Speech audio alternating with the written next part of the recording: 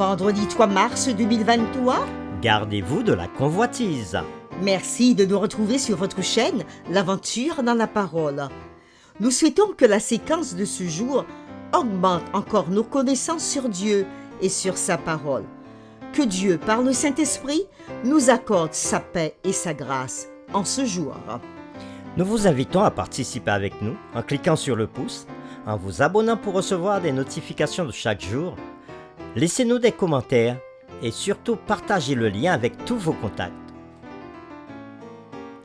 Le texte à mémoriser de cette semaine que nous vous invitons à dire avec nous se trouve dans Luc chapitre 12, le verset 15. Gardez-vous avec soin de toute avarice, car la vie d'un homme ne dépend pas de ses biens, fût-il dans l'abondance. Nous vous invitons à le redire avec nous, Luc chapitre 12, le verset 15. Gardez-vous avec soin de toute avarice, car la vie d'un homme ne dépend pas de ses biens, fût-il dans l'abondance.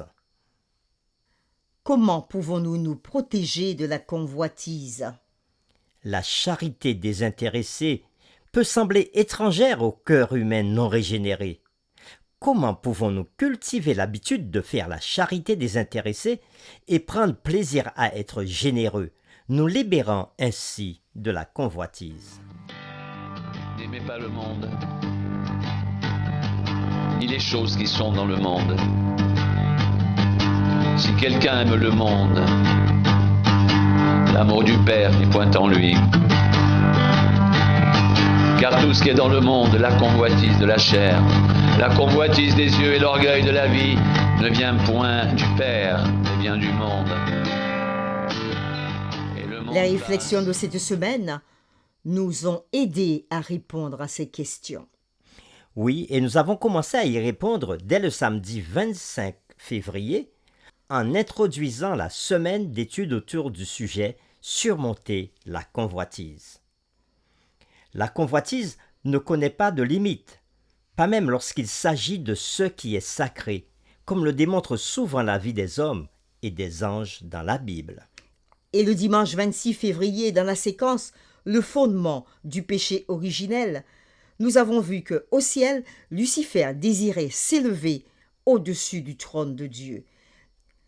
Aujourd'hui, sur la terre, l'humanité continue de convoiter ce qui n'appartient qu'à Dieu.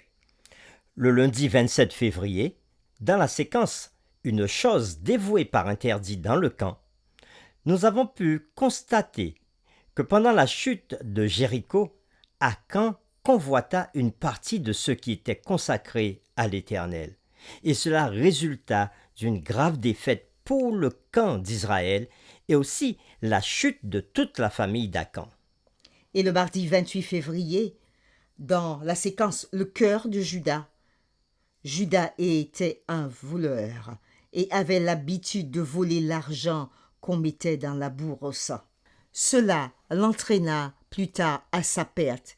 Alors qu'il était tout près de Jésus, qu'il pouvait être transformé par Jésus, il ne s'est laissé jamais complètement transformé par le Maître. Le mercredi 1er mars, dans la séquence Ananias et Saphira, nous avons compris que pendant que le Saint-Esprit se manifestait dans l'Église, Ananias et Saphira avaient menti parce qu'ils convoitaient une partie de ce qu'ils avaient promis à Dieu. Nous voyons que l'échec de la vie de cet homme et de cette femme a été ponctué par la convoitise de ce qu'ils avaient dérobé à Dieu. Et le jeudi 2 mars, dans la séquence Surmonter la convoitise, Dieu nous donne des promesses pour surmonter toutes sortes de tentations et la convoitise. Et aujourd'hui, le vendredi 3 mars, nous poursuivons avec quelques réflexions avancées. Parlons du désir et de la convoitise dans le Nouveau Testament.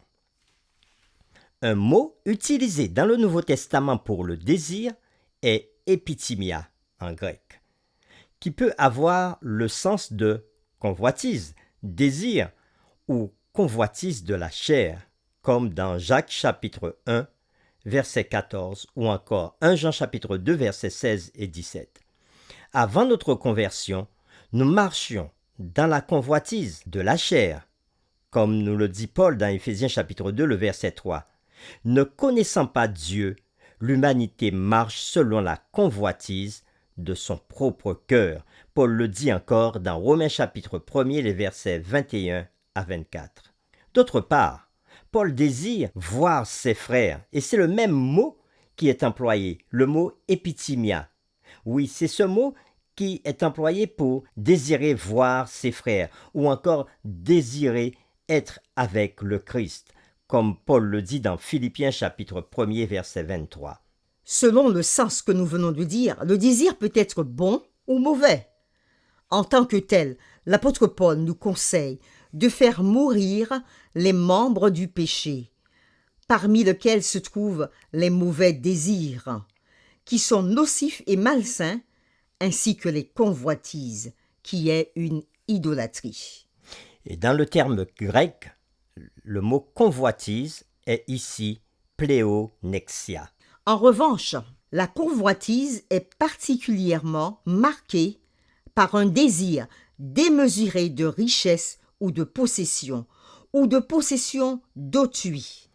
L'apôtre Paul utilise le mot convoitise dans le sens d'être cupide ou pressé d'être riche, comme dans Éphésiens chapitre 5, le verset 5. Jésus lie également la convoitise à l'abondance des biens matériels dans Luc chapitre 12, le verset 15. Et c'est toujours le mot pléonexia qui est utilisé dans ces textes. La convoitise peut être appliquée également au désir excessif ou illégal de quelque chose. La convoitise, donc pléonexia, ou le mauvais désir, kakos epithymia, déforme la perception du pécheur parce qu'il s'agit d'un désir sans maîtrise de soi, tel que Paul nous le dit dans Galates chapitre 5, le verset 22, conduisant à l'idolâtrie par exaltation des choses matérielles, donc la possession. Oui, le désir ou encore l'exaltation des choses matérielles à la place du Créateur. Parlons de l'histoire de Akan. Dans la conquête de Jéricho, Akan n'était pas le seul à rapporter de l'argent et de l'or au camp d'Israël. Josué avait dit aux hommes de ramener l'argent et l'or et les vases d'airain et de fer au trésor de la maison de Dieu, ce que nous avons vu cette semaine dans Josué chapitre 6, les versets 19 à 24. Tout le reste devait être brûlé. Akan, cependant, était le seul à garder quelque chose pour lui. Et dans le livre Patriarches et prophètes, à la page 454, l'auteur Ellen White dira ceci. À cette heure de triomphe et de châtiment, il ne s'était trouvé sur des millions d'Israélites que ce seul homme pour oser violer l'ordre de Dieu. La cupidité d'Akan avait été excitée par un fastueux vêtement babylonien qu'il appelait encore au moment d'être exécuté un beau manteau de cinéar. Entraîné d'un péché dans un autre, il avait fini par s'approprier l'or et l'argent consacrés au trésor de l'Éternel, frustrant ainsi Dieu des prémices de la terre de Canaan. Parlons maintenant de ce que dit Paul dans les derniers jours. Dans la liste des signes des derniers jours que Paul a énoncés, les deux premiers éléments impliquent notre attitude envers l'argent et les possessions. Et l'apôtre Paul dit, sache que dans les derniers jours, il y aura des temps difficiles, car les hommes seront égoïstes, amis de l'argent. C'est ce qui se trouve dans 2 Timothée chapitre 3, les versets 1 et 2. L'égoïsme et l'amour de l'argent sont des descriptions significatives de l'humanité dans les derniers jours, donc à notre époque. Pour terminer, nous voulons vous laisser avec ces quelques questions. Lisons ensemble 1 Timothée chapitre 6, les versets 6 à 10. Il nous a dit « C'est en effet une grande source de gain que la piété avec le contentement, car nous n'avons rien apporté dans ce monde, et il est évident que nous n'en pouvons rien emporter. Si donc nous avons la nourriture et le vêtement, cela nous suffira.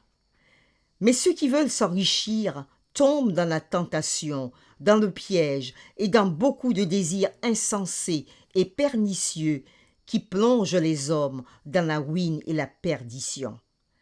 Car l'amour de l'argent est une racine de tous les maux, et quelques-uns, en étant possédés, se sont égarés loin de la foi et se sont jetés eux-mêmes dans bien des tourments.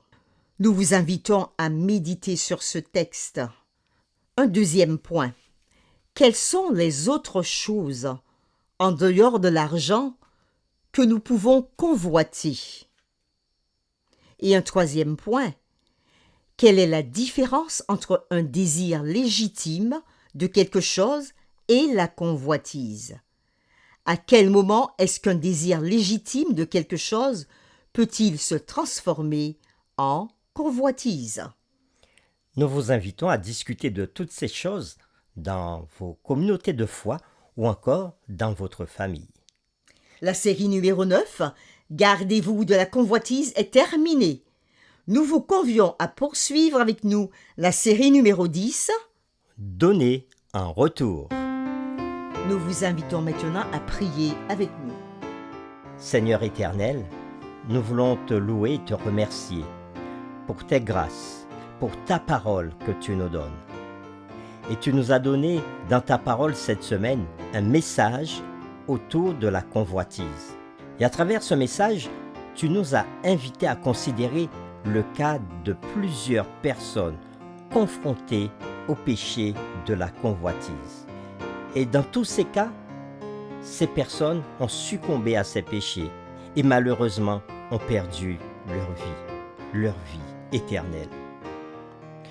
Le premier exemple que nous avons, c'est le cas du péché originel, où Lucifer a convoité ta place, Seigneur, et à cause de cela, la guerre a éclaté dans le ciel, et ce grand conflit perdure jusqu'à aujourd'hui sur la terre.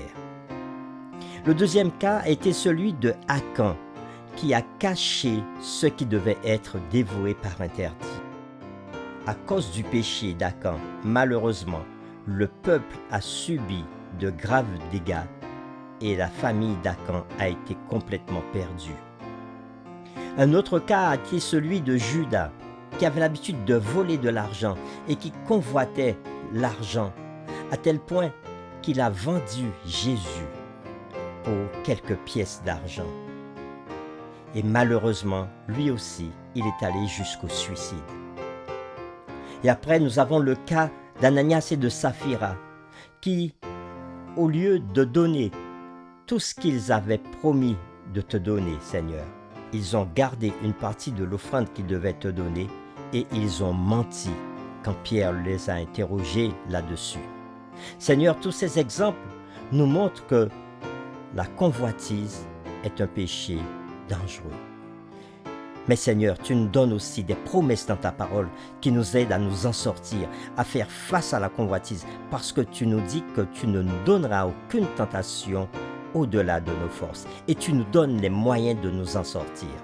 Oh, nous te louons pour cela, Seigneur, et nous croyons que, en te suivant, en écoutant ta parole et en voulant mettre en pratique ta parole, tu nous rendras plus que vainqueurs face au péché.